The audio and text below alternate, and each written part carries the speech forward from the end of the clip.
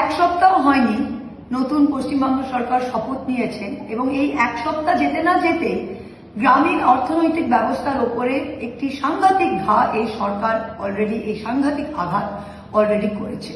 কিভাবে আপনারা দেখছেন গত দুদিন ধরে গ্রামে গঞ্জে যেখানে যেখানে পশুর হাট আছে সেখানে একটা আতঙ্ক ছড়িয়ে গিয়েছে। এই পশুর ব্যবসার সাথে যারা যুক্ত তাদের সবাই একটা ভয় রয়েছে, এই ব্যবসা প্রায় একদম স্থগিত হতে চলেছে। আমরা জানি যে ভারতীয় জনতা পার্টি পশ্চিমবঙ্গ সরকার একটা বিশেষ সম্প্রদায়কে উদ্দেশ্য করে এই কাজটা করার চেষ্টা করছে, কিন্তু সত্যিটা কি জানেন? সত্যিটা যে পশ্চিমবাংলার গ্রামীণ অর্থনৈতিক ব্যবস্থাতে কোনো বিশেষ সম্প্রদায় এই কাজের সাথে যুক্ত নয়।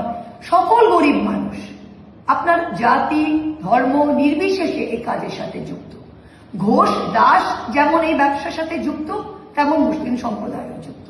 তা আপনারা যখন এই বিজ্ঞপ্তিটা জারি করছেন, আপনারা যখন এই পশুর ব্যবসাটা বন্ধ করার চেষ্টা করছেন, তখন কিন্তু আপনারা যেটা চেষ্টা করছেন একটা বিশেষ সম্প্রদায়কে উদ্দেশ্য করা, সেটা কিন্তু সফল হচ্ছে না।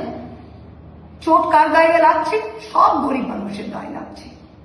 আর আরেকটা জিনিস আপনাদের সবাইকে জেনে রাখা উচিত, আপনারা একটু গুগল আছে সবার কাছে ফোনে, গুগল করুন যে 2024-25 সালে ভারতবর্ষের সবচেয়ে বড় মিট এক্সপোর্টার যারা বিফ এক্সপোর্ট করে, অ্যালানা এক্সপোর্ট নাম হচ্ছে, তারা 30 কোটি টাকা ভারতীয় জনতা পার্টি ফান্ডে ডোনেশন দিয়েছে 2024-25 সালে।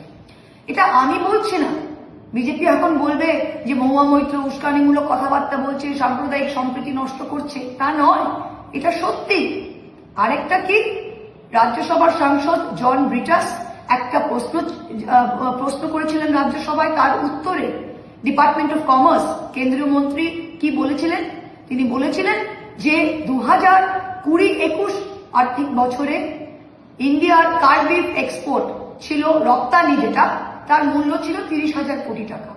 সেটা বেড়ে গিয়ে 2024-25 আর্থিক বছরে 40,000 কোটি টাকা হয়ে গেছে। তা যেই বিজেপি, যেই কেন্দ্র সরকার রপ্তানি করে দেশে ফরেন এক্সচেঞ্জ আনতে পারে, তখন পশুর মাংস খারাপ নয়। আর যে বিজেপি অ্যালানা এক্সপোর্ট থেকে 30 কোটি টাকা ডোনেশন নিতে পারে বড়লোক থেকে, তখন কোনো ভুল নেই।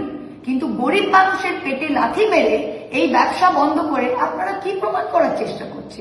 মানুষ কি বুঝছে না? গত দুদিন হলো যেই ইলেকশন শেষ হয়েছে, 3 টাকা করে ডিজেল পেট্রোলের দাম বাড়িয়ে দিয়েছে, গ্যাসের দাম আরো 2 টাকা বাড়িয়ে দিয়েছে, প্রায় 110 টাকা লিটার পেট্রোল দিতে হচ্ছে মানুষকে, প্রায় 100 টাকা ডিজেল দিতে হচ্ছে, আগামী দিনে আরো বাড়বে। সেটা আপনারা রাজ্য সরকারের ভিএটি কমিয়ে আমাদের উপরে, গরিব মানুষের উপরে যেটা বার্ডেন, সেটাকে কমাতে পারতেন, কিন্তু রাজ্য সরকার সেটা নিয়ে কোনো বিজ্ঞপ্তি জারি করেনি। কি বিজ্ঞপ্তি জারি করেছে? কি খাওয়া যাবে, কি ব্যবসা করা যাবে। এটা তো গরিব মানুষের পেটে লাথি মারা। এটা তো কোনো সম্প্রদায়কে উদ্দেশ্য করা নয়, এটা সকল গরিব মানুষকে পেটে লাথি মারা। মানুষ ভালো খারাপ এবার নিজেই বিবেচনা করবে। অনেক ধন্যবাদ।